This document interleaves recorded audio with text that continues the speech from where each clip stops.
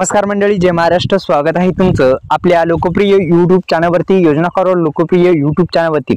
मित्रांनो, आता पीएम किसान योजनेचा हप्ता पडला, पण अद्यापही नमोचा पडलेला गेलेला नाही. आता होणार आहे पीक विमा जमा. शेतकऱ्यांसाठी एक आनंदाची बातमी आहे. 31 मार्च पूर्वी शेतकऱ्यांच्या खात्यामध्ये आता पीक विमा जो आहे, खरीप पीक विमा 2024चा पीक विमा जो आहे तो आता वितरित होणार आहे अशी शक्यता वर्तवली जात आहे. आणि 31 मार्च पूर्वीच येत्या 2 दिवसामध्ये हा जो पीक विम्याचे पैसे आहेत ते खात्यामध्ये क्रेडिट होणार आहेत. या संदर्भात सविस्तर बातमी.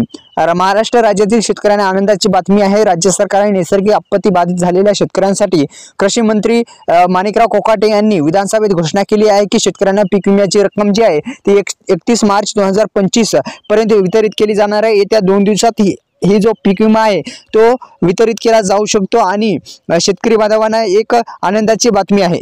आता परभणीसह मराठवाड्यातील सर्व जिल्ह्यांसाठी प्रधानमंत्री पीक विमा योजनेअंतर्गत जे निधी आहे तो वितरित होणार आहे. जानेवारी ते डिसेंबर 2024 या कालावधी परभणी जिल्ह्यामधील नैसर्गिक आपत्ती जे आहे ते बाधित झालेल्या शेतकरी बांधवांसाठी ही रक्कम आता वितरित केली जाणार आहे. एकंदरीत पीक विमा योजना जी आहे ती पीक विमा योजना राबवली जाते आणि हा पीक विमा आता वितरित केला जाणार आहे. आता राज्य सरकारची भूमिका काय या संदर्भात सुद्धा आपण माहिती घेऊ. तर कृषी मंत्री माणिकराव कोकाटे यांनी स्पष्ट केलेले आहे की राज्य शासन शेती व शेतकऱ्यांच्या पाठीशी ठामपणे उभा आहे.